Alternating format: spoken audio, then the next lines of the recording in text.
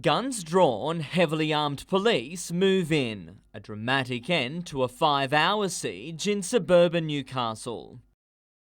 Police swarmed, bringing the man down. They took no chances either, with no less than 6 officers taking him into custody. The volatile standoff began at around 11 o'clock this morning. It's understood when officers went to the Morpeth Street address, the man refused to cooperate, locking himself inside.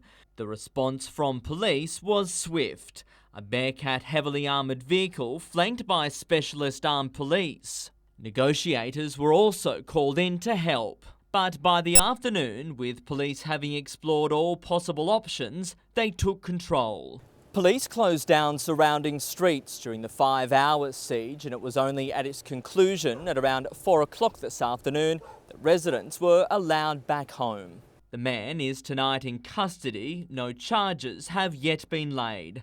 Tyson Cottrell, NBN News.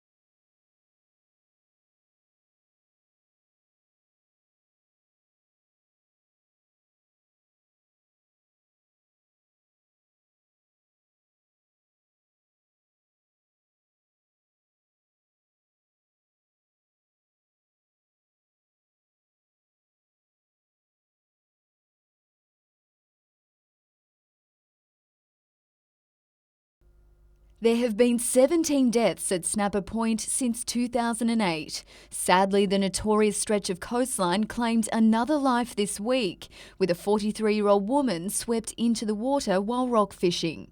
Swansea MP Yasmin Catley says the tragedy highlights the urgent need for the state government to introduce legislation for rock fishers to wear life jackets, saying they're the most effective means of ensuring a successful rescue rather than retrieval. The government is currently undertaking an independent review into the trial of compulsory life jackets in Randwick. Experienced fisherman Jason Nunn believes they're vital, but says so too is having the appropriate equipment. I see a lot of guys that run into trouble on the rocks have rods of 7 foot.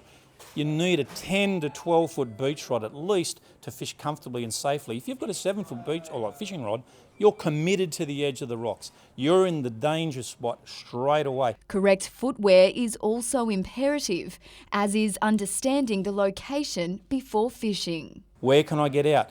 Is there an angel ring behind me? Whereabouts along the cliff face here is the emergency angel ring? Making sure that you fish with some company, and making sure you've got a mobile phone to ring the authorities. Renee Feder, NBN News.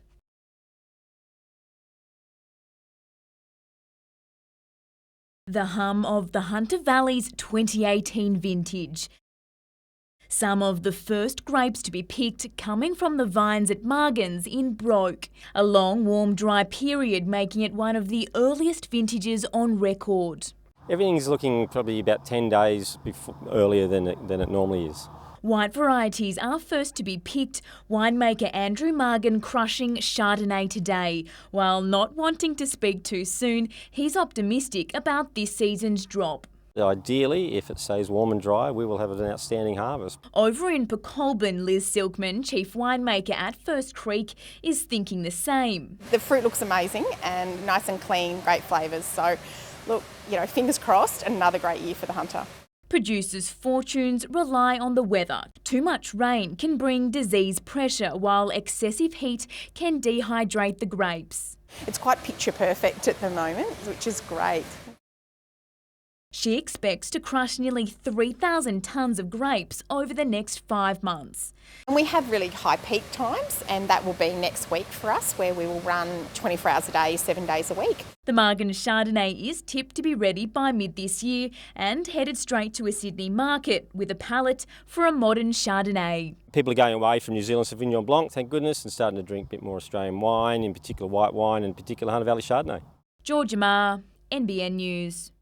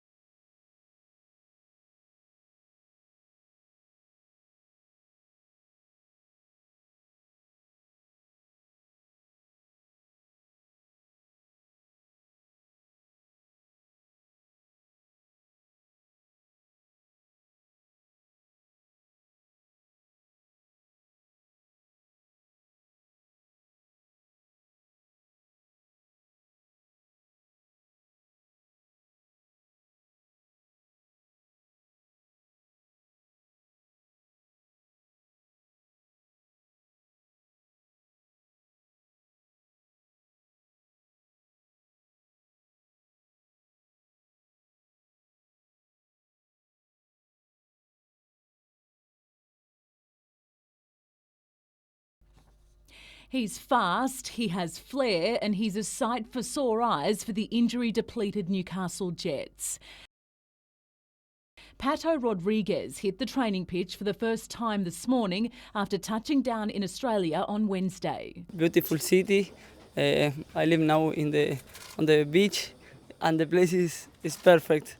The former AEK Athens player is on a 5-month contract to replace Ronnie Vargas, and it was Ronnie, his former teammate, who convinced him to come down under. He told me about the city, about the country, about the weather, and about the people here. Told me about the good relationship inside the dressing room, and this for me is very nice. The team play very good. I like the football. I try to play like this. His last competitive match was a month ago, but the Argentine says he's fit and ready to go. If the coach look at me and he look me good for play, I can play. And it looks like we will see him in action for Tuesday night's derby. If everything goes well tomorrow and he's feeling good on Monday, he'll definitely get some game time on Tuesday, but I doubt if he'll be starting. Pato will just be so exciting because to me, that's what the fans are really after. That really something special, one-on-one, anywhere in the front third, create, score, just exciting players. In a rarity this season, there's some competition for the starting 11. Considering how the boys played against Sydney, we've got Nigel Bogard coming back, Ivan, and we've got Ben Kantarowski and now Pato, so I think they'll all struggle to get in the team. And there'll be even more competition in the next month or so, with injured striker Roy O'Donovan and Ronnie Vargas stepping up their rehab from injury and could be back mid-February. They're both competing against each other to come back earlier, and again, that's another good thing.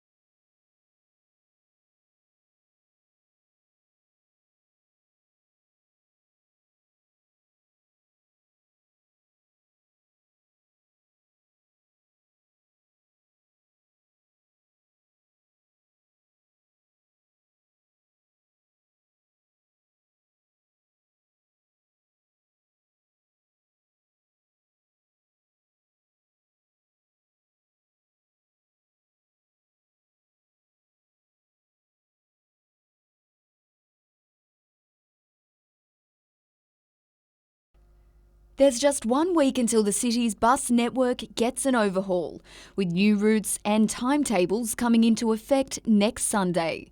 But for these Newcastle and Lake Macquarie residents who have vision impairments, the changes have raised concerns. That's the reason we purchased our house initially, because it was right on the bus stop. It's straight out the front of our house. The next closest stop for Bruce and his partner Sue will soon be a 15-minute walk away. We've actually had discussion about whether we need to sell our house and go to somewhere else. For Ellie Barner's Warren Jones, it will mean catching 3 buses instead of 1 to get home from work. Being sight impaired, I can't see the buses.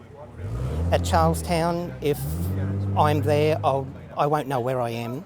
I won't be able to see where the buses are. They would like to see private operator Keolis Downer hit the pause button until more consultation is done. I'd like to see them consult all people, not just go ahead and say, oh, this is for the better. A spokesperson for the company says Newcastle Transport is committed to supporting all customers, including people with a disability, adding that its travel concierge offers a range of support options for people concerned about how they will travel.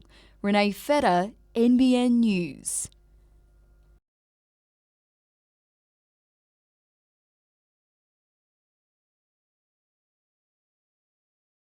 It's the small change scheme proving a big hit. I just think it's a great idea. I mean, if you can just get, recycle plus get a little bit of money back, it's great. The state government's Return and Earn scheme has been so well received, 8 new collection points are being rolled out across New South Wales, including at Head and Greeter in the Hunter, Armidale and 3 locations in Tamworth. Given its success, let's congratulate the government on the initiative and build more. Perhaps a Return and Earn at Glendale, at the Supercentre, Wallsend and Beresfield. The state member for Wallsend says any new sites should be built at highly populated areas. Would you like to see more of them? More of these places, yeah. It'd be a lot better. The one at Thornton would be great. Yep, and saves the drive here. Another one would be nice. I live at Wallsend, so Wallsend would be nice.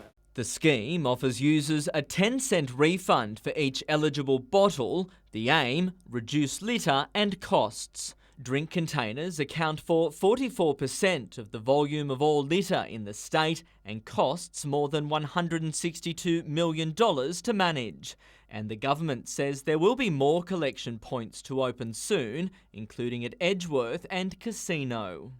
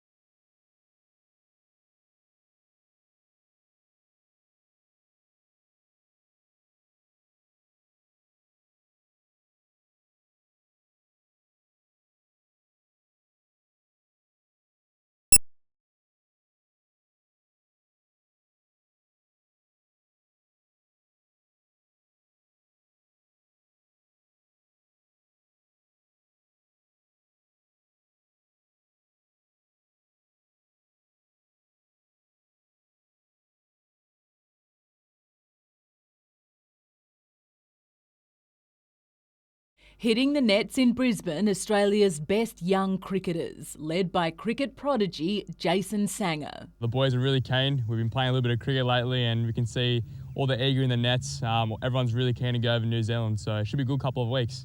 The Cardiff product showed why he's so highly rated back in November last year, smashing 133 against the England Ashes side. He rates his teammates just as highly. I think every single one of these guys on their given day is going to be able to perform really well. So, I mean, it's good that we've had 6 guys that have already played in the JLT and a couple of guys have already had a bit of international experience. Training in the Brisbane heat for the last few days, acclimatising to a much cooler New Zealand will be the first objective when the squad touches down. We know New Zealand's quite cold, the wickets might seem a bit more, but I think we have the batting lineup and we have the bowling attack to be able to go all the way.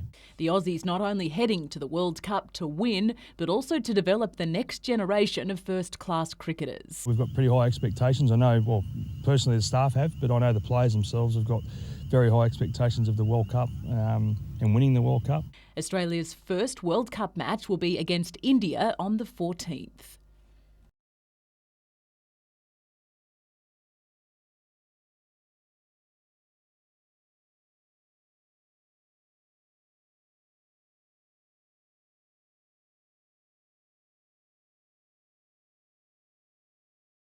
If you can just try and make top 4 every round, that's nice, but obviously starting with a win would be even better. But I won it last year and I didn't even make the final, so it's not over till Gilman in Adelaide, and we've just got to try and get as many points as we can every round.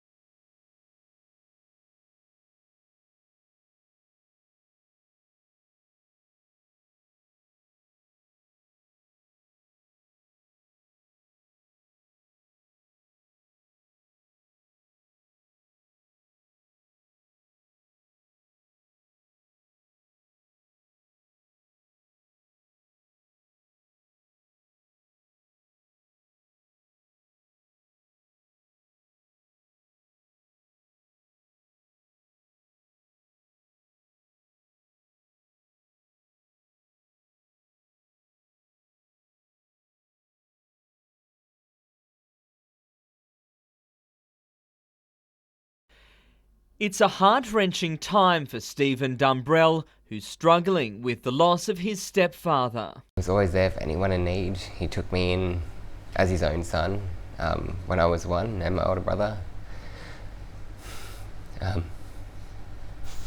He would help anyone. But less than 1 week on from the death of 54-year-old Giovanni Varagnolo, Stephen says he's also struggling with how the extended family will be able to say goodbye. Unfortunately, Dad didn't have anything left and didn't have a funeral fund or anything, so we're now stuck trying to find the money just to send him off the way he wanted. It would mean absolutely everything. Stephen has set up a GoFundMe page in the hope of raising $6,000 to pay for Mr. Varagnolo's funeral. A father of 6, he died on New Year's Day, the victim of an alleged hit-and-run on Railway Road at New Lambton. He was a man Stephen says touched the hearts of many. Energetic, bubbly, would talk to anyone, whether it be someone just passing by, he'd say hello and wave, and he was caring, gave everyone whatever he had, he gave to someone. For more information, just head to our website. Tyson Cottrell, NBN News.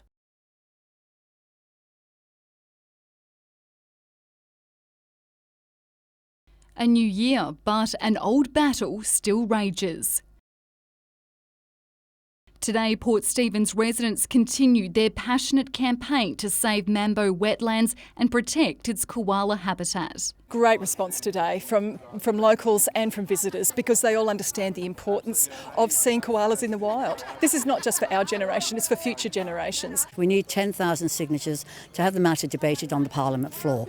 We're well over halfway, we're nearly 6,000 signatures. That debate will centre around calls for a buyback of the 6-hectare parcel of land. Residents are rolling out a grassroots campaign determined to take their cause to Macquarie Street. Setting up stalls in Nelson Bay Town Centre.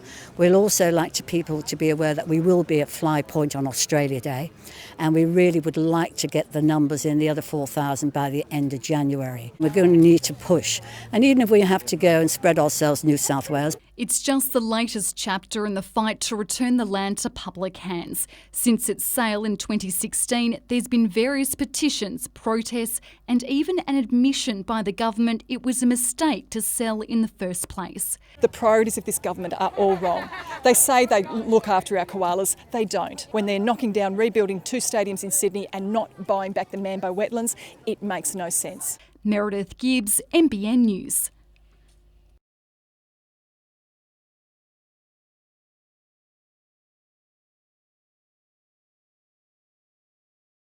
A centuries-old tradition of great significance in the Greek Orthodox Church. This year's Blessing of the Waters proving an emotional moment. My friend unfortunately passed away about 2 days ago, so just want it for him. Yoti Binos was the first to retrieve a ceremonial cross from the bogey hole. It means a lot, it means everything.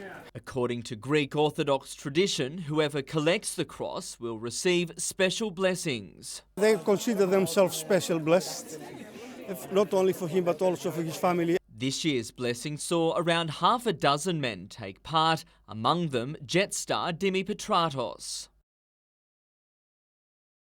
The swim, however, is part of a larger ceremony which coincides with the Holy Day of Epiphany, marking the baptism of Jesus. We pray for our city, for our country here, and for everyone for a prosperous and healthy and blessed new year. Tyson Cottrell, NBN News.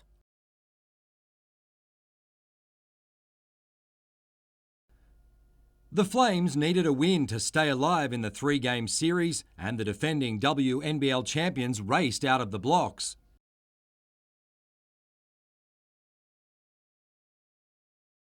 Sydney Uni led by 5 at quarter time, but then trailed by 4 at the main break. Whenever the Flames got close, Batkovic seemed to have an answer. Ebzery would finish with 7 points and 7 rebounds, but Batkovic's 14 points would prove more crucial.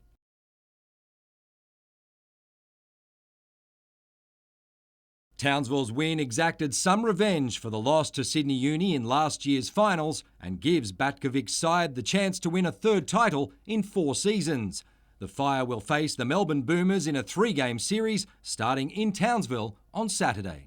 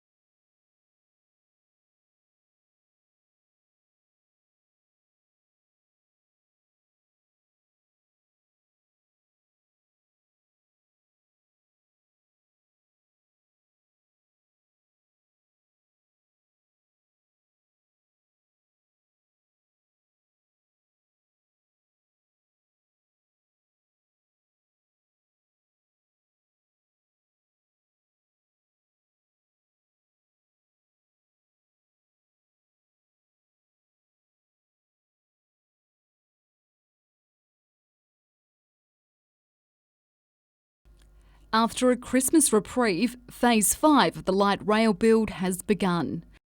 We all knew it was coming, and we've been trying to help ourselves, but it's too big for us. Colin Scott has dedicated 40 years to building his beloved business, Frontline Hobbies.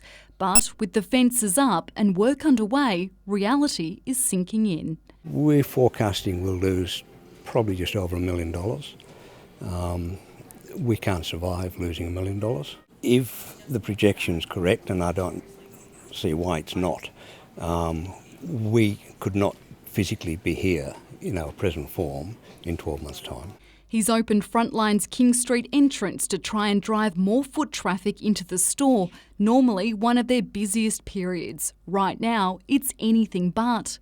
I'd love Gladys to come and talk to me, realise that we're hurting, we need help, and we need relief from the government. Up the road, the press is also feeling the pinch. It's been a lot quieter, obviously. The foot traffic is down and business is down. People just don't have the patience all the time, or they just get fed up and leave and don't even, bother coming into town. We would hope for some sort of compensation from state government. The Hunter Business Chamber hopes this month's business forum will help. 24th of January, we've got the Small Business Commissioner and Department of Industry coming to address businesses and outline ways that the government can assist businesses before we get to more detailed discussions about other methods and other pathways we may have to go down. Revitalising Newcastle says it's committed to supporting local businesses and completing the work as quick as possible. Meredith Gibbs, NBN News.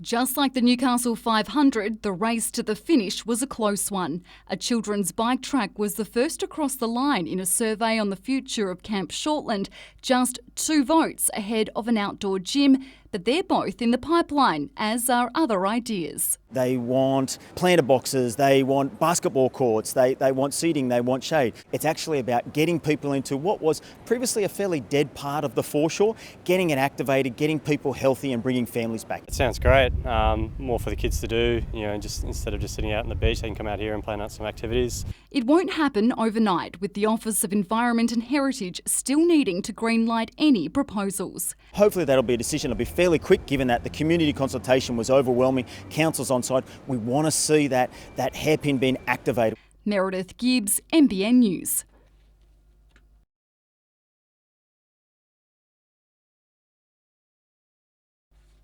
A solar farm in searing summer heat during school holidays. These students are certainly dedicated.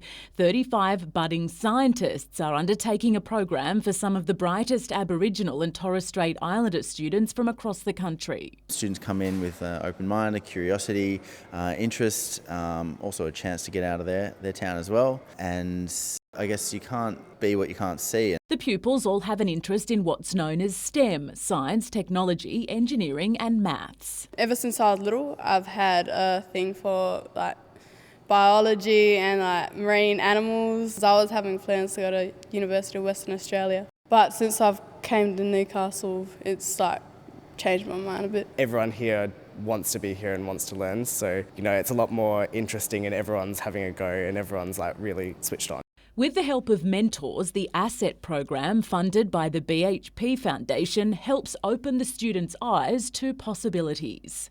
with the facilities that we've got at Newcastle University and then at CSIRO, it provides these students with an outlook of, oh, there's labs here and, wow, there's so many different avenues that we can go into rather than just being in that white lab coat behind a desk all day. Kate Haberfield, NBN News.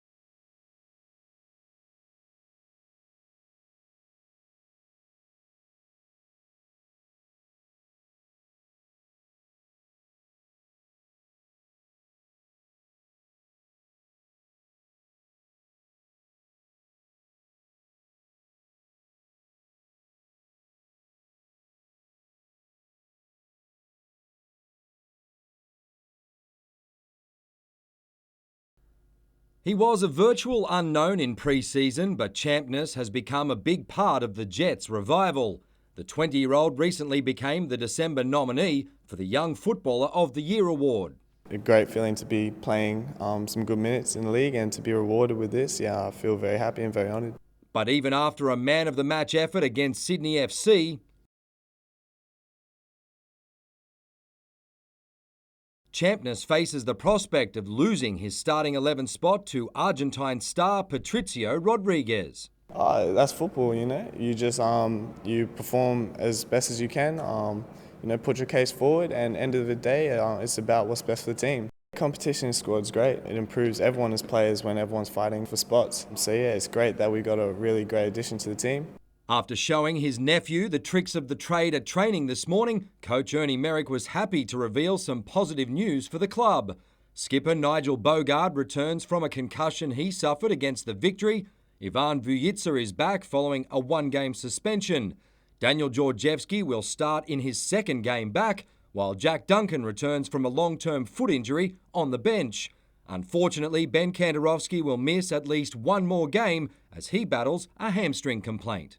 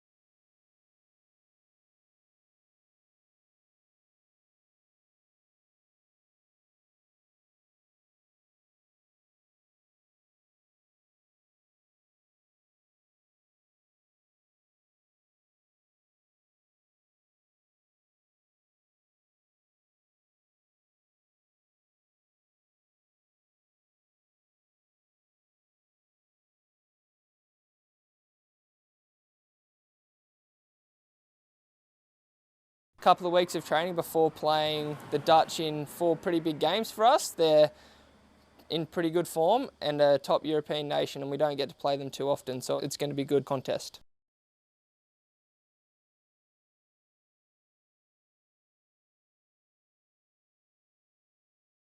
don't get to play too many home tournaments, and being such a big one, it's going to be exciting.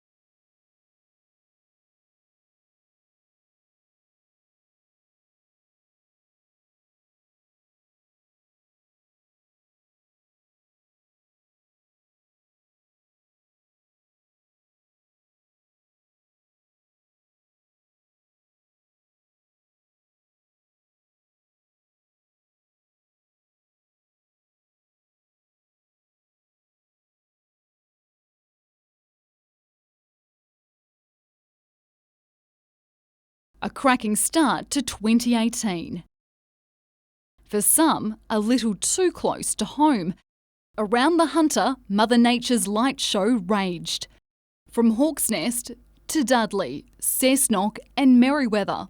In all, more than 3,000 strikes were recorded, with some causing an impact in our suburbs. More than 5,000 properties were plunged into darkness. The cause of that was predominantly through lightning strikes and some significant weather events. There are situations where it has hit power lines, as well as the significant winds that we did see through that period, also bringing down wires. Response teams were pushed to the limit, working through the night. Our aim is to actually get all of the customers back through the period of today, and the crews are working hard to do that safely.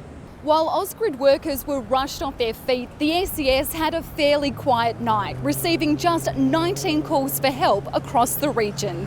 Among those that didn't escape unscathed, Toronto's Yoga Shack, which lost its roof. The storm also produced a short-lived deluge. And it's not over yet. More wild weather is predicted this week. Meredith Gibbs, NBN News.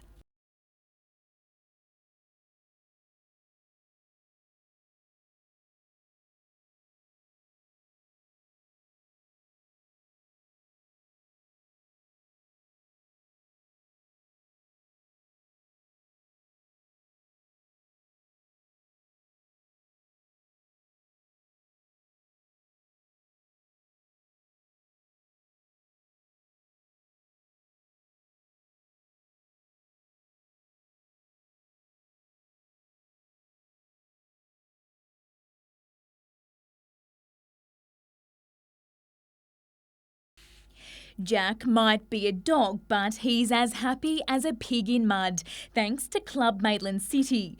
It's helped make him and other hounds waiting to be adopted at Rutherford RSPCA cool again during this week's sweltering temperatures. Got a message from my partner who mentioned that the RSPCA in Rutherford was at full capacity and if there was anything we could do to help. And at the time we were looking at defrosting and cleaning out some ice bins, so we filled it up and made our way out there. Waiting for them, a dedicated team ready to distribute ice to some grateful poochers. Given it got to, I think, 45 here on Sunday, it was just a wonderful donation. Club Maitland City was back at it today as muggy conditions continued. Members of the public have also donated everything from shell baths to icy poles to staff. The RSPCA says it's the perfect time to welcome a new family member into the home. Lots and lots of animals coming through, available for adoption. So yes, cats, dogs, pocket pets, which are things like guinea pigs and rabbits. Domestic pets weren't the only animals to suffer through the heat.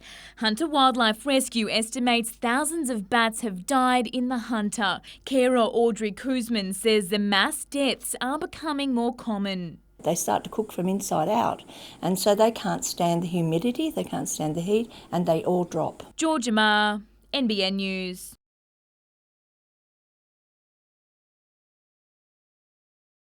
Three weddings, one historic day. Love was in the air in Newcastle, with same-sex couples finally able to say I do.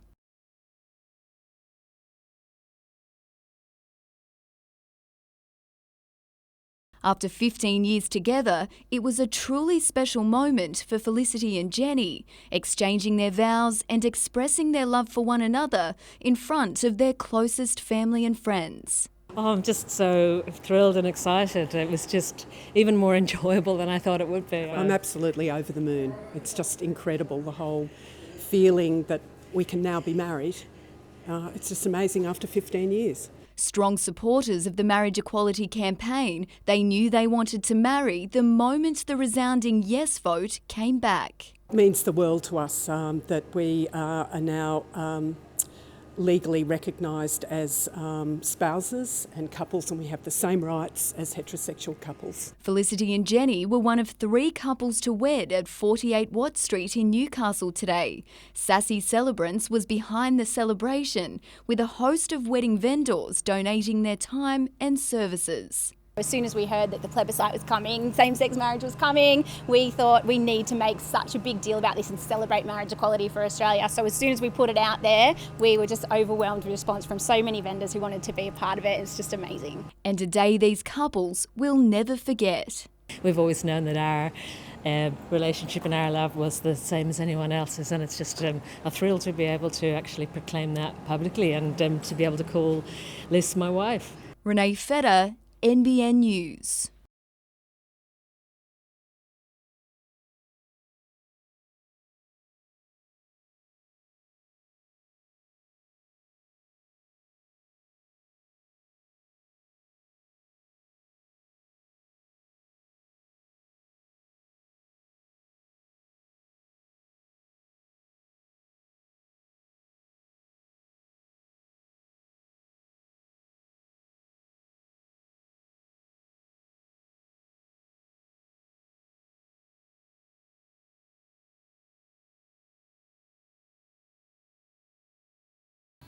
To the A-League, and all eyes are on Newcastle tonight as the Jets host the Mariners in the always entertaining F3 derby.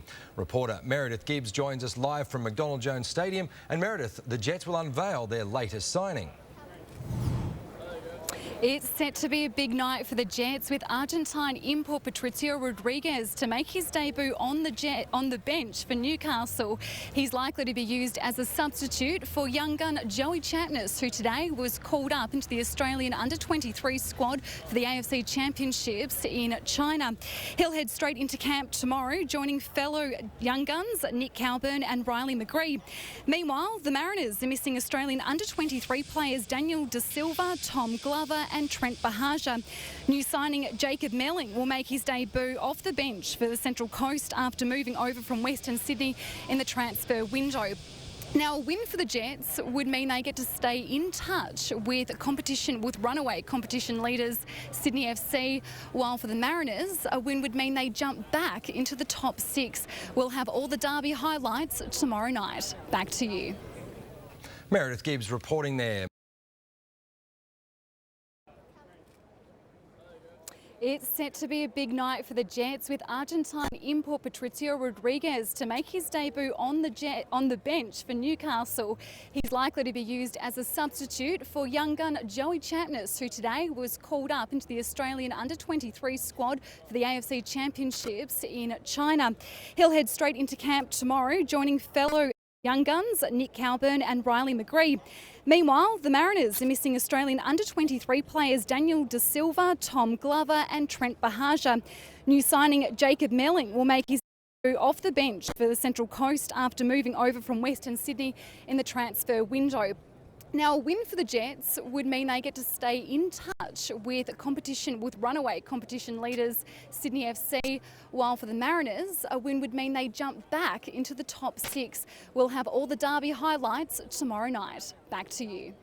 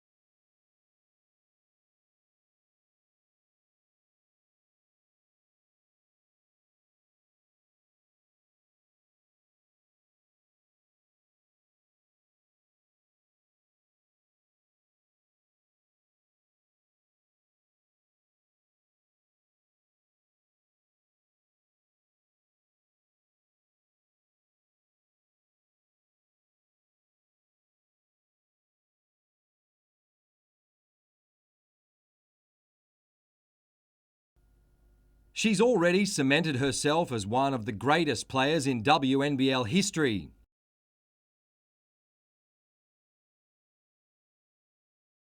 But Batkovic is as motivated as ever to win trophies. Over the weekend, she led the Fire to the grand final for the 5th time in 7 seasons and a match-up with Melbourne. We've met them 3 times and beat them 3 times this season, but that means nothing. You know, that's the regular season. When it's finals time, it's a different ball game. The series will see Batkovic go toe-to-toe with fellow Australian legend Liz Cambridge, who finished the season as the competition's leading scorer and rebounder. But Susie believes containing Jenna O'Hay is the key. They've got a lot of players that are capable of scoring as well, but I think for me, Jenna is a big glue to that team. Unfortunately for Newcastle fans, Batkovic has confirmed she won't be back in green and white this season in the Waratah League. Instead, she's weighing up whether to play for the Opals at the Commonwealth Games or try one more stint overseas. I'm not really sure what I'm going to do. At this stage, it's just all about WNBL and obviously Townsville Fire just trying to win that championship.